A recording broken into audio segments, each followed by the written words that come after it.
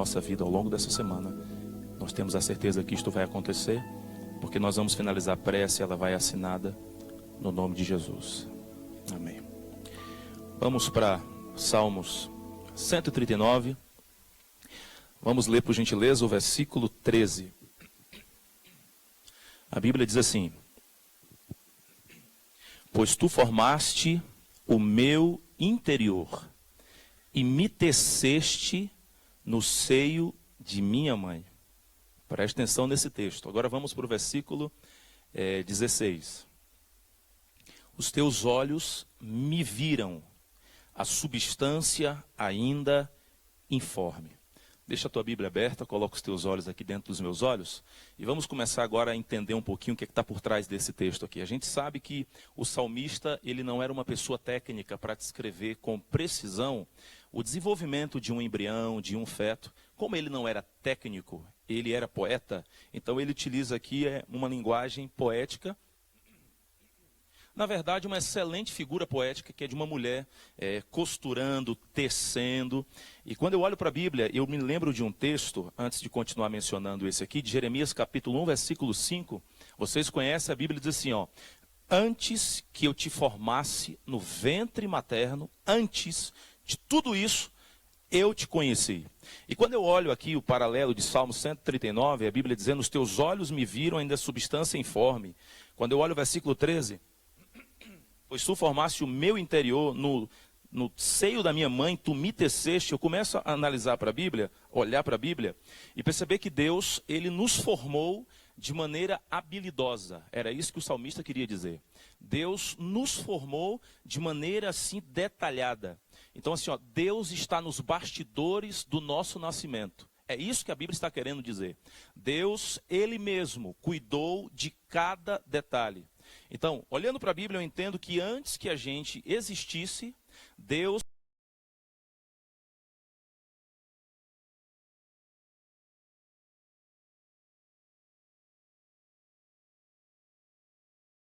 O propósito de Deus para a nossa vida, ele não se inicia quando a gente nasce. O propósito de Deus para a nossa vida, ele não se inicia quando a gente conhece Jesus. O propósito de Deus para a nossa vida, ele não inicia quando a gente é batizado. A Bíblia diz que a gente era uma substância ainda informe. A gente não tinha sido confeccionado ainda, o Senhor já tinha um plano. A Bíblia diz que o Senhor já tinha nos visto, o Senhor já tinha um propósito para a nossa vida. E qual que é o segredo que eu aprendo olhando para ambos os textos aqui? O segredo é o seguinte: antes de Deus ser importante para você, você já é importante para Deus. Antes de Deus ser importante para mim, eu já era importante para Deus. O ser maior desse universo, ele fez questão do meu nascimento. Ele fez questão do seu nascimento. E ele quis cuidar de cada detalhe. Por isso, eu não conheço a sua história, não conheço a sua trajetória, mas indubitavelmente, irrefragavelmente, eu tenho absoluta certeza que por trás da tua existência, por trás da tua trajetória de vida, está o próprio Deus cuidando, ele mesmo, de cada detalhe. Pelo menos é isso aqui que a Bíblia diz. Interessante que, quando a Bíblia diz que o Senhor, antes de a gente nascer, ele já nos conhecia. Quando a Bíblia diz que ele estava tecendo, costurando, essa é a linguagem que o salmista utiliza, já que ele não era um técnico para descrever com precisão o desenvolvimento do embrião. Então ele fala assim, o Senhor me teceste, ele cuidou de tudo. Eu estava dando uma pesquisada para entender algumas coisas que estão por trás disso.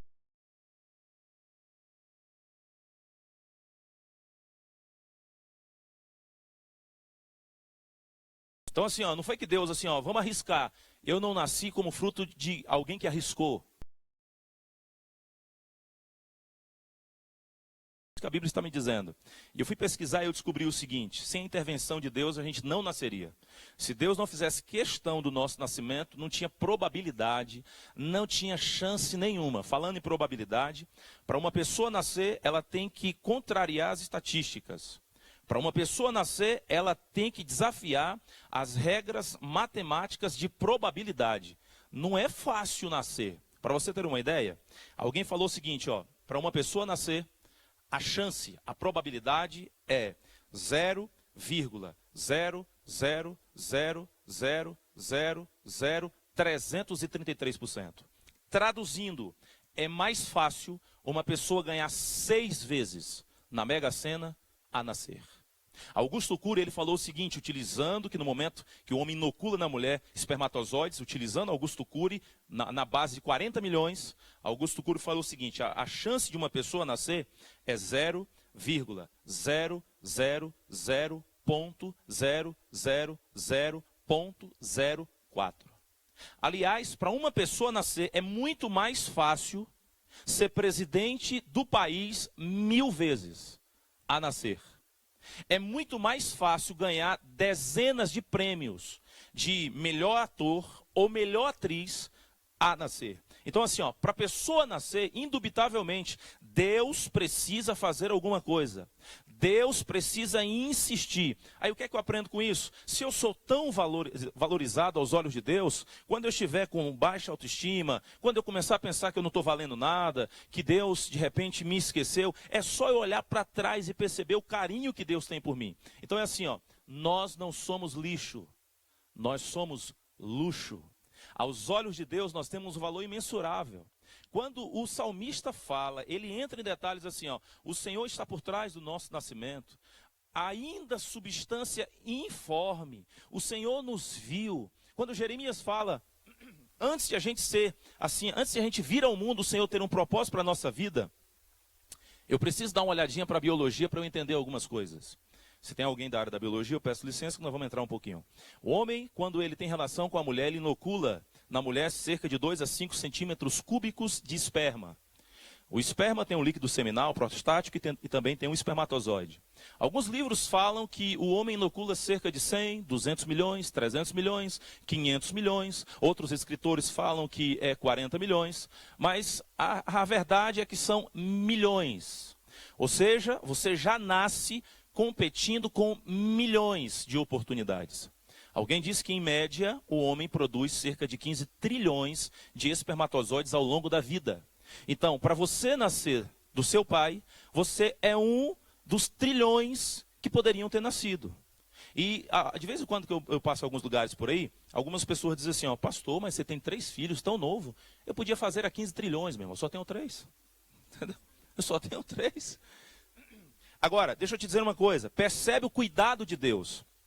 Você sabe que na hora que o espermatozoide ele é liberado, ele tem logo um desafio de cara, que é a uretra. De cara, tem coisas ácidas ali. Por isso que Deus faz com que o homem produza um líquido antes, para poder amenizar aquilo que é ácido. Aí o espermatozoide vai passando, já vibrando, escapeia, e não é todo mundo que passa. Para você ter uma ideia, olha o cuidado de Deus para você nascer, olha o cuidado de Deus. A mulher tem um muco das glândulas mucosas, então ela libera um muco. E o espermatozoide, todo mundo sabe que o espermatozoide ele tem uma cabeça assim grande, né? Alguém disse que todo espermatozoide é meio que cearense ou é parente, né? Ele tem. Ali é o capuz acrossômico. Dentro dele, Deus colocou uma enzima digestiva. Porque o óvulo, ele tem uma membrana chamada membrana pelúcida. E a membrana é resistente. Para o espermatozoide penetrar o óvulo, ele tem que ter a cabeça grande, tem que ter o capuz acrossômico com enzima digestiva. Quem que fez isso? Deus. Se não, não nasce. Aí o espermatozoide, ele vai caminhando, só que aí tem um muco que a mulher libera. É como se fosse para o espermatozoide, assim, uma rede. E não é todo espermatozoide que passa. E você passou, maravilha. Você conseguiu passar. Não é todo espermatozoide que passa. Quando o espermatozoide é inoculado, perceba os detalhes para você entender o que o salmista estava dizendo. Quando o espermatozoide é liberado, ele tem cerca de 20 centímetros que ele tem que percorrer. De onde ele é liberado até onde ele é fecundado. 20 centímetros. Aí você olha e diz assim, pastor, isso aí é moleza, 20 centímetros, tá bom. Você olhando para o espermatozoide, o tamanho que ele é, 0,07 milímetros, é como se hoje um homem de 1,70 m de altura, ele tivesse que nadar aproximadamente 5 quilômetros em menos de 1 hora. O espermatozoide, para poder chegar na fecundação, ele tem que nadar aproximadamente 14 quilômetros em águas hostis. Alguns espermatozoides, eles acabam não passando pelo muco que a mulher libera. Alguns espermatozoides são mortos pelas células assassinas do sistema imunológico da mãe. Outros espermatozoides, quando eles saem, eles não são comunicados, porque não tem a comunicação interna. Então, eles não sabem se o óvulo está do lado esquerdo ou se está do lado direito. As mulheres sabem que a cada mês vocês sentem uma leve dor, ou desse lado ou desse lado. É de onde você está liberando o óvulo. A mulher ela libera ao longo da vida, em média, 450 a 500 mil óvulos. E vocês, meninas, já nascem com todos eles. Agora, imagina o cuidado de Deus, a insistência de Deus para você nascer. Em um mês, o óvulo, ele sai daqui.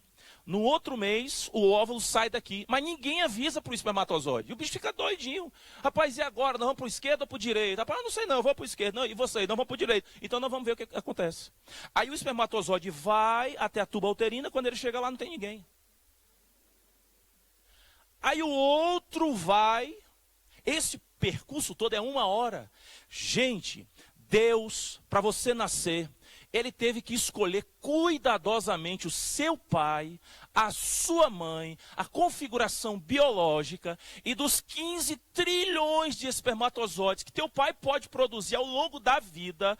Deus teve que escolher um deles, e quando Deus escolheu, Deus teve que ajudá-lo a vencer o canal da uretra, primeira fase, vamos embora. Aí vem o muco da mãe, vai dar certo. Deus teve que fazer a coisa acontecer. Deus teve que colocar no espermatozoide, vire à direita, entendeu? Aí o espermatozoide virou à direita para ele chegar no óvulo e ainda durante 20 minutos ele lutar para poder penetrar a membrana pelúcida. Você consegue perceber o que é que o salmista está dizendo aqui, gente? O que está por trás de tudo isso? O espermatozoide, lembra que o espermatozoide ele tem uma cabeça e uma cauda? Para que serve a cauda? Para criar movimentos ondulatórios. É por isso que eu digo que é cearense, da cabeçona ainda tira onda, entendeu? Cabeçona ainda tira onda, o bicho é cearense. Então ele vai em movimentos ondulatórios. E detalhe, o alvo do espermatozoide é o óvulo. E detalhe, quando eu olho para tudo isso, e olho o que o salmista estava me dizendo, eu começo a perceber. O homem, todos vocês sabem, ele tem a célula reprodutora, e a mulher tem a célula reprodutora feminina, que é o óvulo. Só que a carga genética do óvulo é o cromossomo X. Já no caso do homem, que é reprodutor aí, da sua espermatozoide, ele tem o cromossomo lá, a carga genética, X e Y. Então assim, ó, Deus, para querer que você seja homem, ele ainda teve que providenciar tudo lá no ventre. Você, substância ainda informe, Deus teve que ir lá, ó, quem vai, dessa vez aqui, eu quero é você. Eu quero um homem, então beleza, tem que ser o Y dele aqui, mais o X dela aqui, para poder nascer aqui assim. Então, beleza, a sexualidade não é depois que nasce, a sexualidade definida não é por você, é por Deus, é antes. Lá, na tuba uterina, antes, Deus direciona tudo para chegar lá, o cromossomo lá, tem que ser o Y. Se for homem, tem que ser X, se for a mulher, Deus, ele criou tudo, ele cuidou de cada detalhe, ele está por trás, nos bastidores do nosso nascimento. Agora tu imagina, o espermatozoide Y, ele é mais rápido, ele é menor, ele é veloz. O X é só na maré mansa, na tranquilidade, o importante é caminhar sempre. Ele é devagarinho.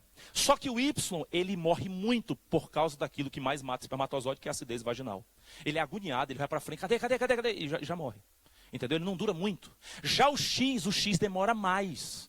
Por isso que se a mulher ovula amanhã e a relação sexual foi ontem, a possibilidade de nascer mulher é muito maior, porque a galera da fase do Y lá, morreu todo mundo. Eis a razão que algumas pessoas dizem que existe mais mulher no mundo, porque não é todo dia que é na ovulação, não é todo dia que o Y consegue chegar lá. É uma razão. Mas isso não tem base, quer dizer, tem base científica, mas não é uma regra. Existe, claro, obviamente, as exceções. Interessante que quando eu olho para a Bíblia, quando o salmista diz assim, ó, Deus, ele me viu substância ainda informe. Eu queria, antes de a gente finalizar, que você entendesse que antes de Deus ser importante para você, você é importante para Deus. Deus teve que escolher o pai, o espermatozoide certo, teve que ajudá-lo a vencer todas as fases, teve que colocar o óvulo na medida certa. Deus fez de tudo, ele fez questão que você nascesse. E mais, eu não sei se você sabia, mas 23 cromossomos do seu pai encontraram 23 cromossomos da sua mãe. E deixa eu te dizer mais. Eles formaram o teu DNA. A biologia diz que utilizando 4 caracteres e 4 nucleotídeos, formaram 3 bilhões de caracteres. E deixa eu te dizer uma informação. 3 bilhões de caracteres. Se a gente pegar um caractere, só um dos 3 bilhões, e desenrolá-lo, vai dar aproximadamente 2 metros. Eu posso dizer mais? Tudo que Deus escreveu a teu respeito está no caractere. Se a gente fosse ler, se os cientistas fossem ler tudo que tem de informação que Deus colocou em você, o cientista teria que passar 96 anos lendo uma informação por segundo, dia e noite, sem parar. Tudo que Deus escreveu a teu respeito, para alguém ler, tem que ser 96 anos, dia e noite, uma informação por segundo. Você está achando que Deus não cuidou? E mais, todo mundo tem 75 trilhões de células. E a biologia diz que as 75 trilhões contém 3 bilhões de informações genéticas. E detalhe, eu vou te dizer mais. Se a gente desenrolasse todo o DNA que tem no seu corpo, daria para ir e voltar da Lua 178 mil vezes. Todo o DNA que há em você, se juntasse tudo e mais. De vez em quando algumas pessoas falam assim: ó, pastor, eu queria pedir oração, porque parece que Deus ele não está falando comigo. Eu sei que às vezes Deus pode fechar os olhos, mas nunca a boca, mas nunca os olhos e os ouvidos. Pastor, mas eu não recebo milagre. Recebe não? Então deixa eu te dizer um negócio. A cada 3 segundos, 50 mil células morrem dentro de você. A cada 3 segundos, 50 mil células morreram. Se Deus não tomar providência, tu apaga. Ei, a cada 3 segundos, Deus está cuidando de você. Por isso que tem a mitose, a reposição celular. A cada 3 segundos, Deus está lá. 1, 2, 3, morreram 50. Vamos colocar mais 50. Morreram 50, vamos colocar mais 50. Morreram 50, vamos colocar mais 50. Deixa eu te falar uma coisa. A cada 3 segundos, Deus cuida de você. Desde quando Deus teve a ideia de criar você, Ele não te abandonou. Ele cuidou de cada detalhe. E Ele ainda tem cuidado de você a cada 3 segundos. Quantos aqui estão me vendo? Desculpa ser uma pergunta óbvia, mas quantos estão me vendo? Para você me enxergar, 1 milhão de terminações do nervo óptico saíram do cérebro em direção a 1 milhão de nervos ópticos que saíram do olho. Para você enxergar, 1 milhão tem que encontrar o par exato, senão tu não enxerga. E deixa eu te falar que depois que 1 milhão encontra o par exato de 1 milhão, cria assim uma camada no olho. Aí no 6º mês, vem algo assim que vai cortando assim essa camada, ó. Aí cria umas pálpebras. Aí depois, você já conhece, você nasce. Aí depois que você nasce, você tem a sua raça, tem as suas informações biológicas. Você é exatamente aquilo que Deus tinha projetado para a sua vida. E mais, eu vou te dizer o seguinte, em outubro do ano passado saiu um dado, mais ou menos, hoje o mundo tem talvez 7 bilhões e meio, mais ou menos, em outubro do ano passado, 7 bilhões e meio, um pouquinho mais de habitantes. E desculpa te pedir, mas por gentileza, faz assim, ó. Dá uma olhadinha na tua digital. É única, exclusiva. Deus fez, não tem nenhuma igual. Não existe assim uma caixa com uma cópia de segurança de você guardada na oficina de Deus. Não tem. Ei, Deus cuidou de você. Deus, Ele cuida de você. E mais, Ele cuidará de você. Não importa o que está acontecendo, Deus está no controle. Aliás, fé é a certeza de que se der certo ou errado, Deus está no controle. Porque a gente era uma substância indiforme. E Ele cuidou da gente. Imagina agora. Ele cuidou, Ele cuida e Ele cuidará de você.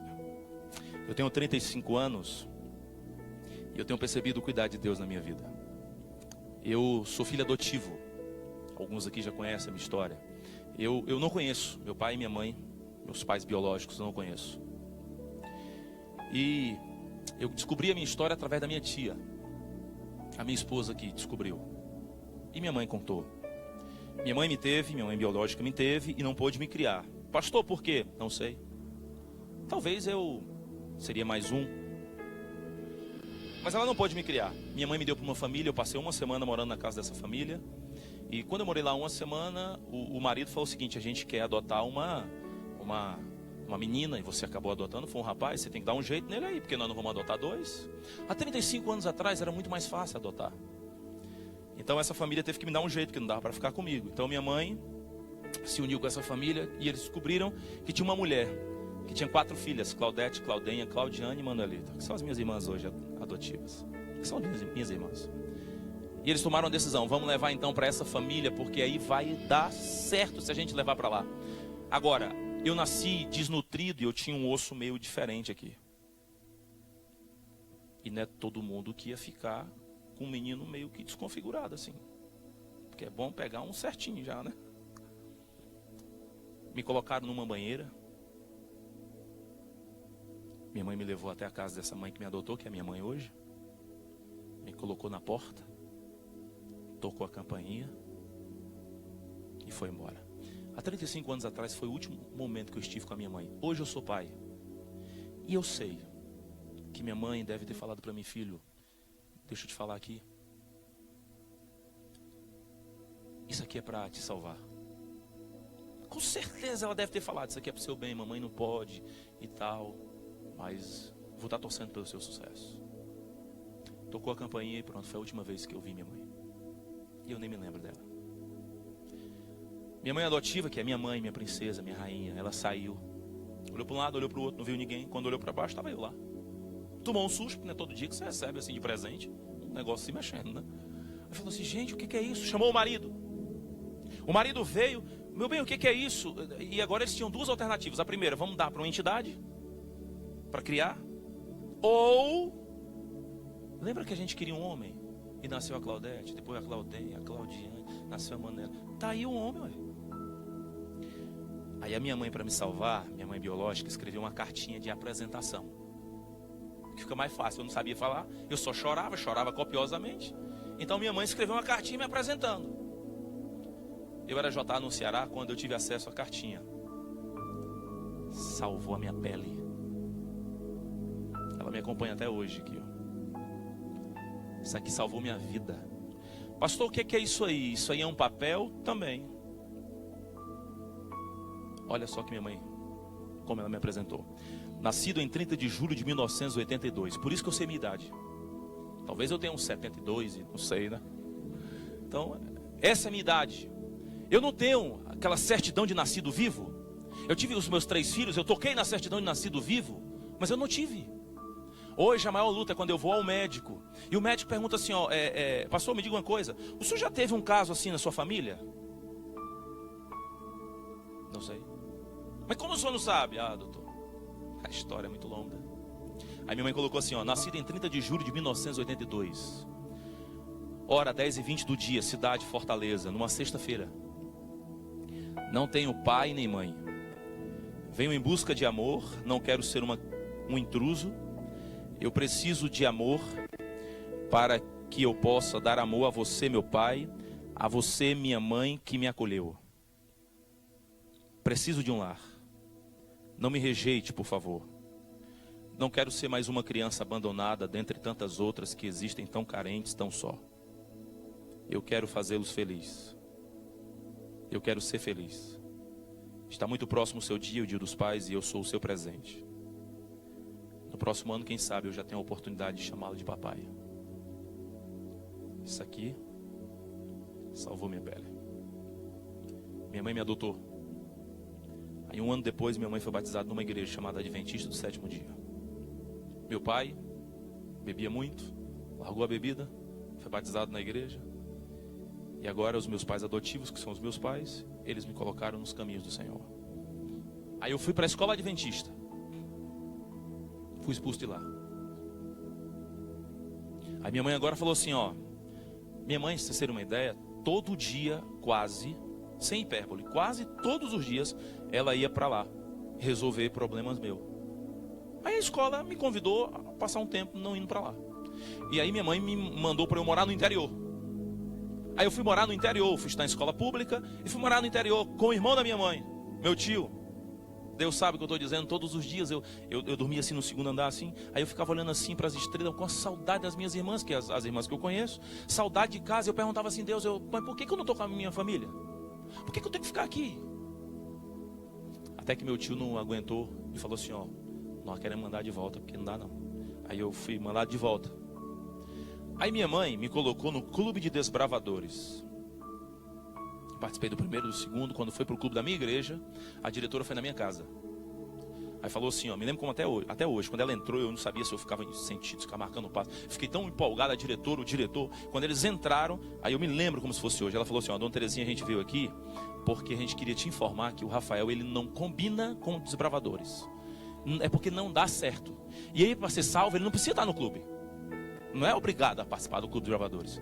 Então assim, ó, a gente queria convidá-lo a ele não ir mais. A minha mãe só olhou para mim e eu já sabia o que ia acontecer. Eu quase que pedi, pelo amor de Deus, pelo menos só mente, diz que eu vou ficar. Porque não vai dar certo. Essa diretora, hoje, ela é secretária do Ministério Jovem no Ceará. Quando eu fui eleito para a União Nordeste Brasileira, eu liguei para ela. Falei, bom dia, chefinho. Falei, vai sair. Vai sair. É uma das minhas melhores amigas. Fui expulso do clube. As minhas tias se reuniram e falaram com a minha mãe que se um primo meu brincasse comigo, apanhava. Na igreja, as irmãs se reuniram e falaram assim, ó, é bom cada um educar o seu. Longe, assim, não precisa estar perto. Cada um educa o seu. Um dia um irmão estava pregando e ele falou assim, ó, ele pregando, daqui a pouco, no meio do sermão, ele falou assim, ó, irmãos, não dá mais. Todo mundo olhou assim, ó. Aí ele falou assim, ó, ou eu ou ele ali. Eu tomei um susto assim, eu estava só atualizando algumas coisas com os meus amigos. Aí eu falei, meu Deus, os diáconos foram onde eu estava, os diáconos. E os diáconos foram lá e eles pegaram assim na minha mão. Se aquele diácono tivesse me levado para fora da igreja, nunca mais eu teria retornado. Porque para você entender um adolescente, você tem que se colocar no lugar dele, empatia. Senão, não entende, não salva, não consegue alcançá-lo. Você tem que tirar sua gravata, você vai ter que descer ao nível dele, para você compreendê-lo e trazê-lo. Deus sabe o que eu estou dizendo, irmãos. Eu não podia falar assim, ó, amém. Se eu falasse amém na minha igreja, todo mundo olhava e falava, não, desculpa, misericórdia, alguma coisa. Eu não, ó, vigília, não participei de nenhuma, eu adolescente. Sabe por quê? Porque Deus sabe, eu ficava escondido no banheiro. Eu deixava para a vigília começar. Quando começava, eu entrava, pois o ancião ia me buscar lá e ia me deixar em casa. Minha mãe mora no mesmo lugar. Até hoje, eu sendo pastor, 13 anos, quando eu entro lá, eu lembro das mesmas palavras. Esse menino não tem condições, esse menino não dá, vigília espiritual. Ele é melhor dormindo, acordado. Então, não deixa ele para vigília. Acontece que eu saí da igreja, porque todo mundo dizia que eu não dava. Na minha igreja, todo mundo dizia assim, esse menino é o cão. Eu saí da igreja, me tornei pichador. A primeira coisa que eu fiz foi pichar a minha igreja. Botei lá, eu sou o cão. Então eu não sou, então está aqui.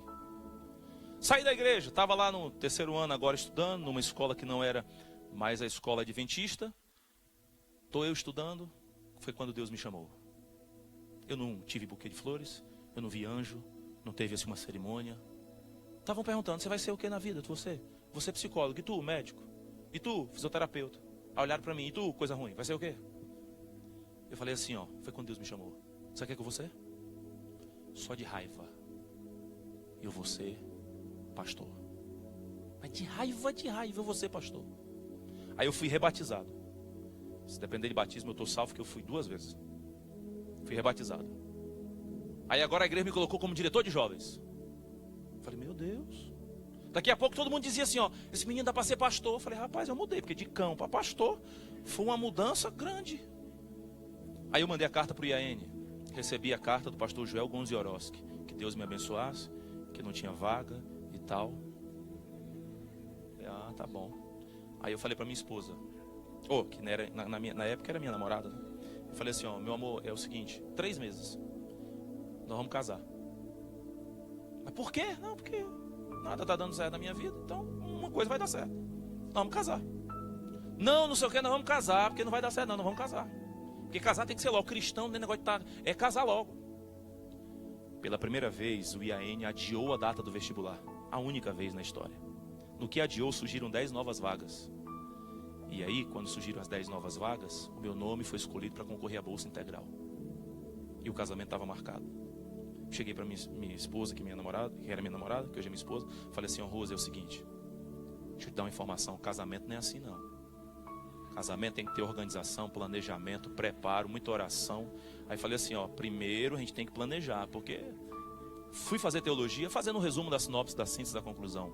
Me formei, fui trabalhar no Ceará. Depois de 2 anos, sabe onde é que Deus me colocou? Como líder de desbravadores do Ceará e do Piauí. Eu fui departamental do clube que me expulsou. Aí depois Deus me levou lá para Pernambuco, passei 1 ano no Ministério Jovem lá, liderando os pernambucanos. Só eu e Deus sabia. Eu falei, meu Deus, mas quem diria eu aqui? Mas vou ficar caladinho, que vai que o povo se arrepende. O povo tem medo que eu tenha uma recaída. Aí daqui a pouco Deus me chamou para Santa Catarina, trabalhei 3 anos no Ministério Jovem. Aí Deus me chamou para Curitiba, trabalhei 1 ano no Ministério Jovem, estou na União agora, já tem 4 anos. Gente, deixa eu te dizer uma coisa, quando eu olho assim para o meu passado, eu descobri que Deus tinha um propósito para a minha vida. Não foi depois que eu me batizei. Foi quando eu era uma substância ainda informe. Deus me escolheu e falou assim, ó, é esse aqui. Vamos orar e eu quero te dizer uma coisa. Não importa o que você está passando. Deus te escolheu e Ele vai cuidar de você. Ele vai cuidar. Eu vou fazer a oração, por acaso, talvez não, mas por um acaso. Tem alguém aqui na divisão que trabalha aqui? Ou alguém que está aqui, que você também é adotado? Por acaso tem alguém aqui? Não sei se tem. Tem alguém? Você? Tem mais alguém? Vem cá, pra gente orar juntos aqui. Vem cá, por gentileza. Eu tenho uma frasinha para te falar. Vem cá.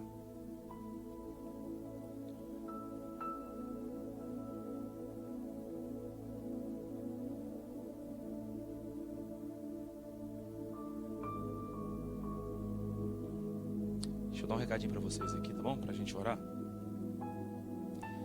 Guarda essa frase. Filhos legítimos são amados porque são filhos. Adotivos são filhos porque são amados. Deus amou vocês, Deus ama e Deus amará. E Deus ainda providenciou uma família para cuidar de vocês. Que Deus os abençoe. Tem por acaso alguém aqui, por acaso, que você tem um filho, ou um sobrinho, alguém da sua família, que você olha e você não dá nada, mas não dá nada. Meu Deus, esse menino não tem jeito. Se tem, olha para mim, olha aqui para mim. Tem jeito sim. Tem jeito. Só não desiste. Porque se o mar não abrir, Deus tem a estratégia de fazer você caminhar sobre as águas. Tem alguém aqui por acaso que tem um filho que gostaria de dizer assim, pastor, ora pela criatura que eu tenho lá em casa? Tem alguém que tem um filho assim? A senhora? Mais alguém aí? Você? Vem cá. Em nome do seu filho, vem cá, não tem problema não, pode vir. Pode vir, ele é o seu orgulho. E deixa eu te falar uma coisa, pode vir aqui na frente. Deixa eu te falar aqui, lá em casa, pelo incrível que pareça, eu sou o maior orgulho da minha mãe. Toca em mim para tu ver o que é que vai acontecer. Porque eu era um projeto falido e Deus ele mudou minha história. Porque Ele tem um plano, Ele teve e terá na minha vida. Tem mais aqui algum pai aqui, alguma mãe para a gente orar aqui? Nós vamos orar pelo seu filho. Pastor, mas o senhor vai orar e vai consertar o menino? Não. O poder não está em quem ora, mas o poder está em quem ouve. Vamos ficar em pé para a gente orar? Fecha os olhos por gentileza e nós vamos orar. Vamos orar. Grande Deus, muito obrigado, Senhor, porque a gente ainda era uma substância ainda informe e o Senhor cuidou de cada detalhe do nosso nascimento. Obrigado porque o Senhor mesmo está nos bastidores da nossa história. O Senhor cuidou, o Senhor cuida e o Senhor cuidará. E de maneira muito especial, Deus, nós queremos orar por essas pessoas que estão aqui na frente, alguns que foram adotados, uma mãe que representa diversas mães da nossa igreja que aflitas, às vezes não conseguem dormir direito. E nós queremos te pedir agora, Pai, em nome de Jesus, não somente os filhos aqui dos pais representados, mas todos os filhos da tua igreja, tem misericórdia de cada um deles.